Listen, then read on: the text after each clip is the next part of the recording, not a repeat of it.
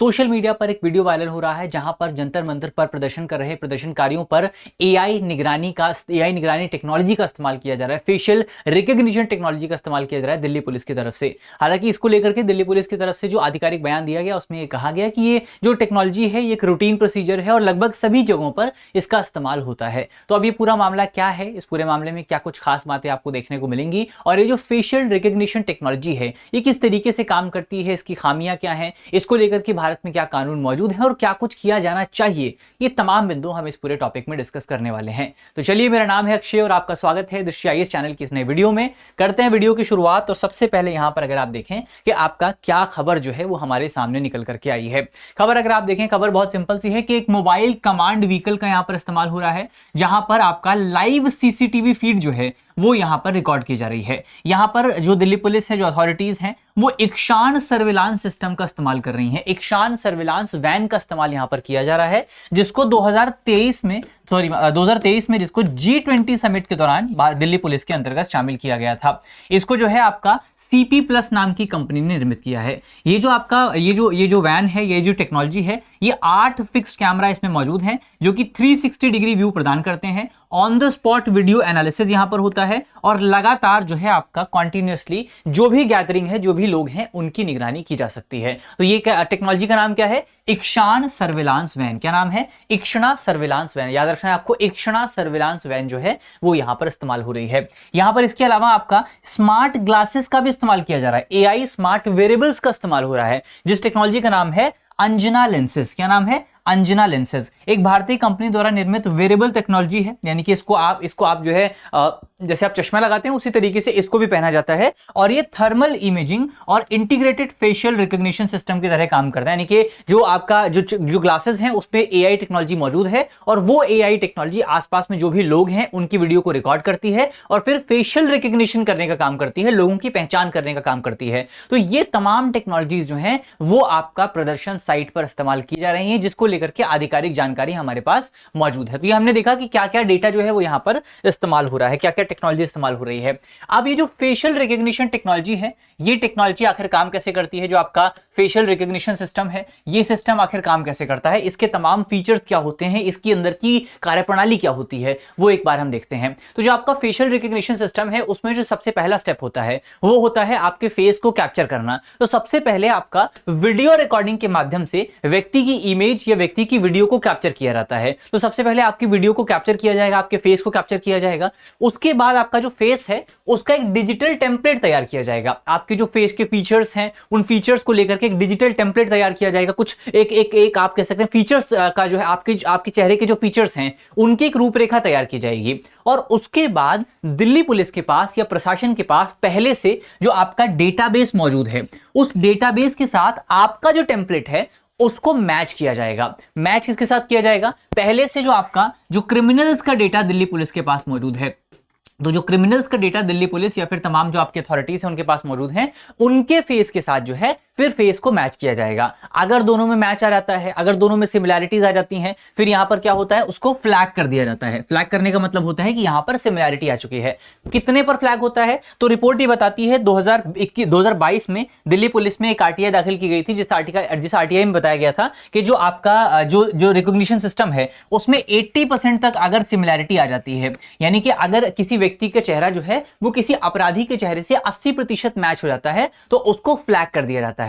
Flag करने का यह मतलब नहीं है कि उस व्यक्ति को गिरफ्तार कर लिया जाएगा या उसको अपराधी मान लिया जाएगा। एक तरीके से आप कह सकते हैं कि उस व्यक्ति की एक पोटेंशियल जो अपराध करने की जो संभावना है वो यहां पर पहचान ली जाती है और फिर उस व्यक्ति पर ज्यादा निगरानी रखी जा सकती है। तो ये एक फेशियल रिकॉग्निशन सिस्टम जो है वो यहां पर आपको देखने को मिलता है। अगर मान लीजिए आपने कोई अपराध नहीं किया है, अगर पहले से आपका जो डेटा है, जो टेम्पलेट है वो डेटाबेस में मौजूद नहीं है, तो आपकी पहचान नहीं होगी। पहचान केवल उन्हीं लोगों की होगी, केवल उन्हीं लोगों को आइडेंटिफाई किया जा सकता है जिन्होंने पहले कोई अपराध किया है या जिनके जो फेशियल टेम्पलेट हैं वो डेटाबेस में मौजूद है, पुलिस का जो अपना डेटाबेस है उसमें मौजूद है। तो ये एक इंपॉर्टेंट पॉइंट यहां पर आपको याद रखना है कि आपका जो फेशियल रिकॉग्निशन सिस्टम है ये सिस्टम ओवरऑल किस तरीके से काम करता है। अब बढ़ते हैं आगे, लेकिन आगे बढ़ने से पहले आपके लिए एक इंपॉर्टेंट सूचना है। अगर आप यूपीएससी की तैयारी कर रहे हैं तो आपके लिए यूपीएससी एग्जाम के पैटर्न को समझना बहुत जरूरी है। उसका पूरा यूपीएससी किस तरीके से सवाल पूछता है, ऑप्शंस कैसे रहते हैं, ऑप्शंस में कैसे आप सही जवाब को आइडेंटिफाई कर सकते हैं, ये पैटर्न समझना आपके लिए बहुत जरूरी है। और इसी पैटर्न को समझने के लिए पीवाईक्यू सबसे बड़ा हथियार माना जाता है। और इसी को ध्यान में रखते हुए हम आपके लिए पीवाईक्यू की एक किताब लेकर के आए हैं। ये किताब आपका प्रीलिम्स की किताब है। सारे सॉल्व पेपर यहां पर आपको मिलेंगे। 2011 से लेकर के यूपीएससी ने 2026 के बीच में जितने भी क्वेश्चन आपसे पूछे हैं, सारे क्वेश्चन आपको खंडवार तरीके से, टॉपिक वार तरीके से आपको यहां पर मिलेंगे। तो आप अपनी तैयारी को और स्ट्रक्चर्ड ढंग से और व्यवस्थित ढंग से, आप साइंटिफिक तरीके से अपनी तैयारी को बेहतर पूरा कर सकते हैं इन पूरे क्वेश्चंस को सॉल्व करके। हर टॉपिक को पढ़ने से पहले आप क्वेश्चंस को देख सकते हैं कि यूपीएससी उस टॉपिक पर कैसे सवाल पूछ रहा है, कैसे सवाल पूछे जा सकते हैं। तो आपके लिए चीजें और ज्यादा आसान हो जाएंगी। अगर आपको ये पूरी किताब चाहिए, अगर आप इस किताब को लेना चाहते हैं तो दृश्य लर्निंग ऐप को डाउनलोड कर लीजिएगा, वहां पर आपको किताब मिल जाएगी। और आप चाहें तो Amazon या फ्लिपकार्ट से भी इस पूरी किताब को प्राप्त कर सकते हैं। तो ये एक इंपॉर्टेंट सूचना आपके लिए रही। हम बढ़ते हैं आगे। अब हम बात करते हैं ओवरऑल आपका ये जो फेशियल रिकॉग्निशन सिस्टम है, इस सिस्टम की खामियां क्या हैं, कहां पर इस सिस्टम में प्रॉब्लम आती है और कहां पर इसमें आपको ब्लाइंड स्पॉट देखने को मिलेगा। इसमें अगर आप देखें तो ये जो पूरा सिस्टम है एनवायरमेंटल वेरिएबल्स के हिसाब से चेंज हो सकता है। जैसे यहां पर मान लीजिए हमने देखा था कि अगर आपको इस पूरे सिस्टम को इस्तेमाल करना है, सबसे पहले आपको इमेज को कैप्चर करना पड़ता है। या तो आप वीडियो रिकॉर्ड करेंगे या आप जो है आपका तस्वीर खींचेंगे। लेकिन जो भी वीडियो रिकॉर्ड होती है, जो भी तस्वीर खींची जाती है, उसके कैमरे का एंगल जो है वो अगर वो वैसा नहीं है जैसा माना जाता है। जैसे मान लीजिए आप कई एंगल से फोटो ली जा सकती है। एक अगर आप सामने से फोटो लेते हैं तो ज्यादा बेहतर फीचर्स आपके निकल करके आते हैं, और अगर आप मान लीजिए साइड से किसी की फोटो लेते हैं तो उतने बेहतर फीचर जो है वो यहां पर निकल करके नहीं आते हैं। तो इसीलिए अगर आप किसी व्यक्ति की फोटो जो है कि फोटो का जो एंगल है वो अलग हो जाता है तो ये सिस्टम ढंग से सिस्टम काम नहीं कर पाता है। अगर जो है आपका लाइट ज्यादा मौजूद नहीं है, अगर रोशनी ज्यादा नहीं है, तो भी ये सिस्टम ठीक ढंग से काम नहीं कर पाता है। अगर बीच में कुछ रुकावटें मौजूद हैं, जैसे आपका व्यक्ति ने चेहरे पर मास्क लगा रखा है या फिर स्कार्फ जो है उसके चेहरे पर मौजूद है, चश्मा उसके चेहरे पर मौजूद है, तो इन तमाम चीजों की वजह से भी फेशियल रिकॉग्निशन सिस्टम कई बार काम नहीं कर पाता है। तो क्या क्या सीमाएं हैं, क्या लिमिटेशंस हैं, वो यहां पर हमने देखी कि कब सिस्टम काम नहीं करता है। इसके अलावा इस सिस्टम में कुछ सिस्टमैटिक बायसेस भी आपको देखने को मिलेंगे, कुछ आपकी प्रॉब्लम्स भी यहां पर आपको देखने को मिलेंगी। जैसे एक जो बहुत बड़ी प्रॉब्लम है वो है आपका एल्गोरिदमिक बायस की। एल्गोरिदमिक बायस का मतलब ये होता है, जैसे यूएस में जब रिसर्च की गई इस पूरे सिस्टम पर, इस पूरे टेक्नोलॉजी पर, तो इस टेक्नोलॉजी पर रिसर्च से हमको ये पता लगा कि बेसिकली आपका ये जो सिस्टम है अलग अलग डेमोग्राफिक समूहों पर, जैसे आपका उम्र के आधार पर, लिंग के आधार पर, रेस के आधार पर जो फेशियल रिकॉग्निशन सिस्टम है उसमें जो एरर रेट था वो अलग अलग था। यानी कि जो आपका जो जैसे मान लीजिए कोई, जैसे अमेरिका में जब रिसर्च किया गया तो वहां पर ब्लैक एंड व्हाइट के ऊपर रिसर्च किया गया। जो लोग व्हाइट थे उनको अलग कैटेगरी में रखा गया और जो लोग ब्लैक थे उनको अलग कैटेगरी में रखा गया। तो यहां पर ये जो पूरा सिस्टम था ये अपराधियों को ठीक ढंग से यहां पर आइडेंटिफाई कर पा रहा था, लेकिन यहां पर जो आपका ब्लैक कम्युनिटी है उसमें बहुत ज्यादा फॉल्स पॉजिटिव देखने को मिल रहे थे। फॉल्स पॉजिटिव का मतलब यह है कि जिन लोगों ने अपराध नहीं किया था उनको भी सिस्टम अपराधी के तौर पर फ्लैग कर रहा था। क्यों? क्योंकि सिस्टम में एक पूर्वाग्रह मौजूद था, सिस्टम में पहले से एक आपका बायस मौजूद था। तो ये बायस जो है ये बहुत बड़ी प्रॉब्लम पैदा कर सकता है। और फिर यहां पर आपका ह्यूमन इंटरवेंशन जो है, ह्यूमन वेरिफिकेशन जो है वो बहुत इंपॉर्टेंट हो जाता है। अगर ह्यूमन वेरिफिकेशन हम यहां पर नहीं करते हैं और सब कुछ जो है वो हम आर्टिफिशियल इंटेलिजेंस और पूरी टेक्नोलॉजी पर छोड़ देते हैं तो ये हमारे लिए बहुत बड़ा खतरा पैदा कर सकता है। तो ये एक इंपॉर्टेंट पॉइंट यहां पर आपको याद रखना है कि इसमें क्या क्या ब्लाइंड स्पॉट जो है वो आपको देखने को मिलेंगे। अब यहां पर जो आपका विरोधाभासी दृष्टिकोण आपको देखने को मिलेंगे, थोड़ा सा उन पर बात कर लेते हैं। ये जो पूरा मामला है, पूरा मामला पहले ही दिल्ली हाई कोर्ट में पहुंच चुका है और इस पर सुनवाई जारी है। इसमें दोनों पक्षों ने अपनी अपनी बातें कही हैं। दिल्ली पुलिस की तरफ से अपनी बातें कही गई हैं और जो आपके याचिकाकर्ता हैं उन्होंने भी अपने तर्क पेश किए हैं। सबसे पहले दिल्ली पुलिस ने क्या कहा है उसकी अगर आप बात करें, दिल्ली पुलिस का कहना है कि ये कानून व्यवस्था को बनाए रखने के लिए इंपॉर्टेंट है और एक रूटीन प्रोसीजर है। सार्वजनिक सुरक्षा बनाए रखना जो है, हिंसक घटनाओं को रोकना दिल्ली पुलिस की जिम्मेदारी है, इसीलिए पुलिस यहां पर प्रयास कर रही है। अपराधियों की पहचान यहां पर आपका ज्ञात और वारंट अपराधियों को भीड़ में तुरंत यहां पर पहचाना जा सकता है।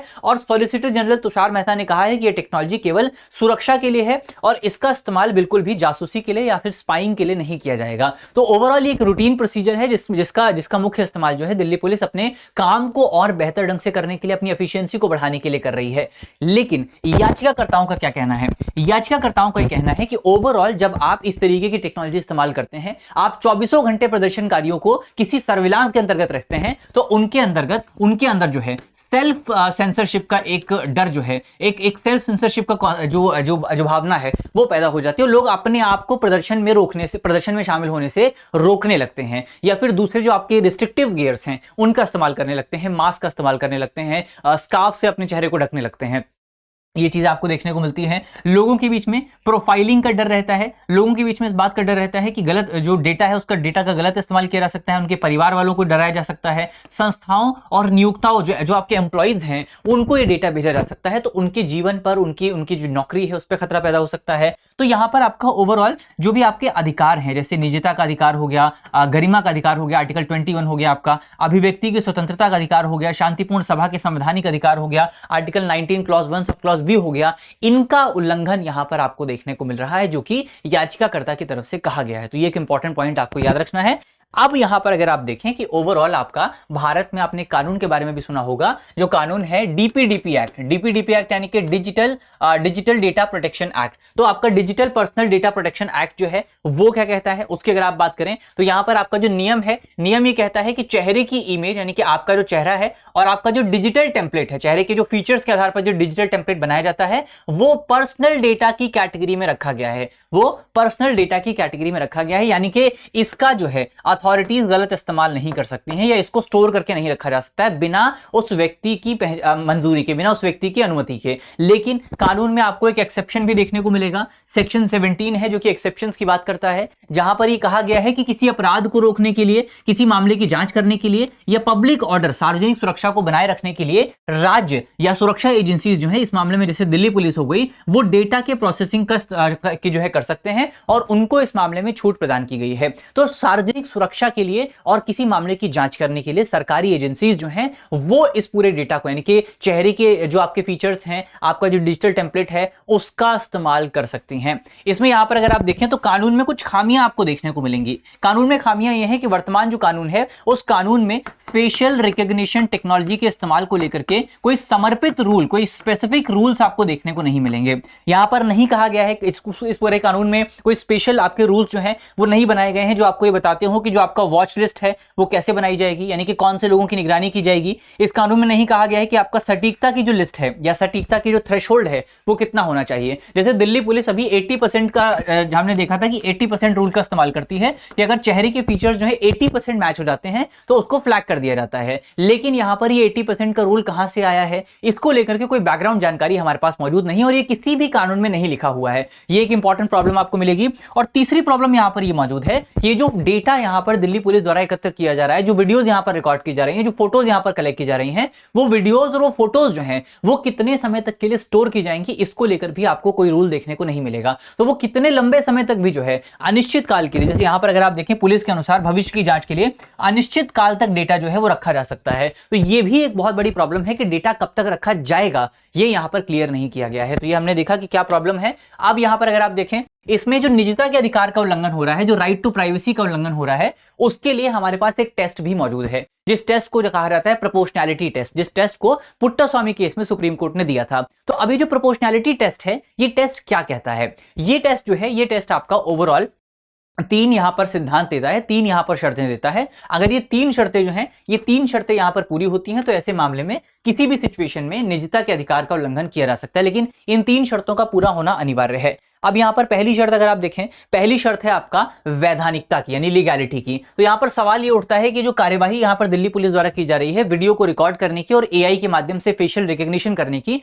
क्या वो किसी कानून के तहत वैध है? तो यहां पर अगर आप देखें तो ये ग्रे एरिया के अंतर्गत आता है। अगर आप देखें तो डीपीडीपी एक्ट जो है, आपका जो digital personal data protection act है, उसमें सेक्शन 17 के तहत ये अधिकार तो दिया गया है, ये छूट तो दिया गया है कि जो आपकी अथॉरिटीज हैं वो पर्सनल डेटा को किसी सार्वजनिक सुरक्षा के मामले में प्रोसेस कर सकती हैं। लेकिन स्पेशली कानून में इसको लेकर के कोई क्लैरिटी आपको देखने को नहीं मिलेगी। कानून में स्पेशली जो आपका फेशियल रिकॉग्निशन टेक्नोलॉजी है उसका कहीं पर जिक्र आपको देखने को नहीं मिलेगा। उसको लेकर के जो आपका स्टैंडर्ड ऑपरेटिंग प्रोसीजर है वो आपको कहीं देखने को नहीं मिलेगा। तो पहला टेस्ट यहां पर आपका ग्रे जोन में चला जाता है। दूसरा टेस्ट यहां पर आपका नेसेसिटी का है। आवश्यकता का है। यानी कि जो भी काम यहाँ पर जो अथॉरिटीज कर रही हैं, जैसे इस मामले में जो लोगों के चेहरे को रिकॉर्ड किया जा रहा है और एआई से एनालाइज किया जा रहा है, क्या वो आवश्यक है, क्या वो जरूरी है, तो इसको लेकर के भी आपको विवाद देखने को मिलेगा। पुलिस मानती है कि ये जो है आपका बहुत जरूरी है, सार्वजनिक व्यवस्था को बनाए रखने के लिए जो आपके एंटी सोशल एलिमेंट हैं उनकी पहचान करना बहुत जरूरी है। लेकिन जो आपके प्रदर्शनकारी हैं, जो आपकी याचिकाकर्ता हैं, उनका यह कहना है कि ये जो है लोगों के बीच में अनावश्यक डर पैदा करता है, लोगों के बीच में अनावश्यक अशांति पैदा करता है। तो ये दूसरा टेस्ट भी यहां पर आप कह सकते हैं एक तरीके से पास नहीं हो पा रहा है। और तीसरा टेस्ट है आपका प्रोपोर्शनैलिटी का, यानी कि अनुपातिकता का सवाल। जो सुप्रीम कोर्ट ने कहा था वो ये कहा था कि अगर आप जो है राइट टू प्राइवेसी का उल्लंघन कर भी रहे हैं तो उस उल्लंघन में आपको ये ध्यान में रखना है कि उसके बदले लोगों को जो मिल रहा है वो एक बड़ी चीज होनी चाहिए, तो प्रोपोर्शनल होना चाहिए। जितना ज्यादा आप उल्लंघन कर रहे हैं उतना ज्यादा बेनिफिट लोगों को मिलना चाहिए। यहां पर अगर आप देखें तो क्या ये खतरा रोकने का सबसे अनुपातिक, सबसे संतुलित तरीका है? मुख्य चुनौती यहां पर यही है कि क्या शांतिपूर्ण प्रदर्शनकारियों की 360 डिग्री निरंतर एआई पहचान करना एक संतुलित कदम है? यह अभी जो है आपका सभी यहां पर हो क्या रहा है, यहां पर जो आपके प्रदर्शनकारी हैं, जो याचिका करता है, उनका यह कहना है कि जो अथॉरिटीज हैं वो केवल एक व्यक्ति को आइडेंटिफाई नहीं कर रही हैं, वो सभी लोगों को अपराधी के तौर पर मान रही हैं और सभी लोगों को यहां पर जो है उनकी निगरानी की जा रही है। ये एक बहुत बड़ी प्रॉब्लम मौजूद है। तो हमने प्रोपोर्शनैलिटी टेस्ट क्या है, पुट्टास्वामी केस में जो सुप्रीम कोर्ट ने कॉन्स्टिट्यूशनल प्राइवेसी टेस्ट दिया था उस पर हमने बात कर ली है। अब अंत में यहां पर अगर आप निष्कर्ष के तौर पर देखें तो निष्कर्ष के तौर पर हम कह सकते हैं कि एसओपी का अभाव जो है वो सबसे बड़ी प्रॉब्लम यहां पर पैदा करता है। जो मामला अभी दिल्ली हाईकोर्ट में मौजूद है, दिल्ली हाईकोर्ट ने भी पुलिस प्रशासन से कहा है कि वर्तमान समय में जो एसओपी का अभाव है वो बहुत बड़ी प्रॉब्लम है और आपको फेशियल रिकॉग्निशन टेक्नोलॉजी के मामले में जल्द से जल्द एक एसओपी बनानी चाहिए, एक स्टैंडर्ड ऑपरेटिंग प्रोसीजर आपको बनाना चाहिए। स्वतंत्र ऑडिट की आवश्यकता है। यहां पर जो आपका फेशियल रिकॉग्निशन सिस्टम है उसकी सटीकता और उसमें मौजूद जो पूर्वाग्रह हैं उसको लेकर के एक स्वतंत्र ऑडिट कराया जाना जरूरी है। उसको लेकर के रिसर्च एंड डेवलपमेंट बहुत जरूरी है, क्योंकि हमने जिस रिसर्च की बात की थी वो रिसर्च अमेरिका के कॉन्टेक्स्ट में की गई थी, भारत के कॉन्टेक्स्ट में भी एक रिसर्च होनी जरूरी है। इसके अलावा आपका डेटा रिटेंशन को लेकर के नियम बनाए जाने जरूरी है। यानी कि हमको अभी अगर आप देखेंगे अभी प्रॉब्लम क्या है कि हमको नहीं पता है कि डेटा कितने समय तक दिल्ली पुलिस अपने पास स्टोर करके रखेगी। तो यहां पर इसको लेकर के रूल्स बनाने जरूरी हैं कि आपका एक बार काम खत्म हो जाता है तो उसके 1 हफ्ते बाद, उसके 2 हफ्ते बाद, 1 महीने बाद, जो भी समय यहां पर अथॉरिटीज डिसाइड करें, एक निश्चित समय में डेटा को नष्ट कर देना बहुत जरूरी है। क्योंकि इसकी वजह से अगर आप अनिश्चित काल तक डेटा रखते हैं तो लोगों के मन में अनिश्चित काल तक एक डर जो है वो बना रहेगा। तो ये एक इंपॉर्टेंट पॉइंट आपको याद रखना है। तो जाहिर तौर पर जैसे जैसे आपका जो एआई टेक्नोलॉजी है उसको पुलिसिंग में इस्तेमाल किया जा रहा है, राज्य की सुरक्षा जरूरतों और नागरिकों के मौलिक अधिकारों के बीच में संतुलन बनाना भारतीय लोकतंत्र की सबसे बड़ी चुनौतियों में से एक बनने वाला है। तो एक तरफ एआई है जो कि बहुत पावरफुल है, लोगों को बहुत लोगों की निगरानी कर सकता है, लोगों का सर्विलांस कर सकता है, और दूसरी तरफ लोगों के मौलिक अधिकार हैं। तो इन दोनों के बीच में बैलेंस बनाना भारतीय लोकतंत्र के लिए, भारतीय अथॉरिटीज के लिए एक बहुत बड़ा चैलेंज होने वाला है। तो ये एक इंपॉर्टेंट पॉइंट हमने देखा। अब अंत में आपके लिए करंट अफेयर का एक सवाल है, जिस सवाल का जवाब आपको कमेंट बॉक्स में देना है। सवाल में आपसे पूछा गया है कि डिजिटल व्यक्ति डेटा संरक्षण अधिनियम यानी कि digital personal data protection act 2023 के प्रावधानों के अनुसार व्यक्तिगत डेटा की व्यापक परिभाषा में निम्नलिखित में से किसे शामिल माना गया है? हमारे ऑप्शन है, ऑप्शन ए केवल व्यक्ति का नाम और मोबाइल नंबर, ऑप्शन बी केवल बैंक विवरण और पैन कार्ड,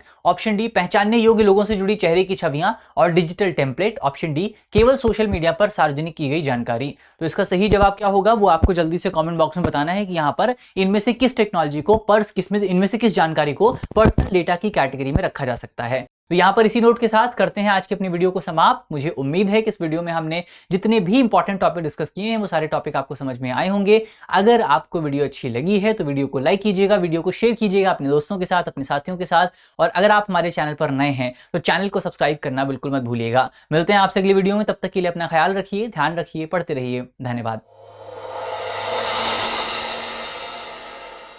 अब एग्जाम की तैयारी को और बेहतर करने के लिए हमारे चैनल को लाइक, शेयर और सब्सक्राइब करना ना भूलें।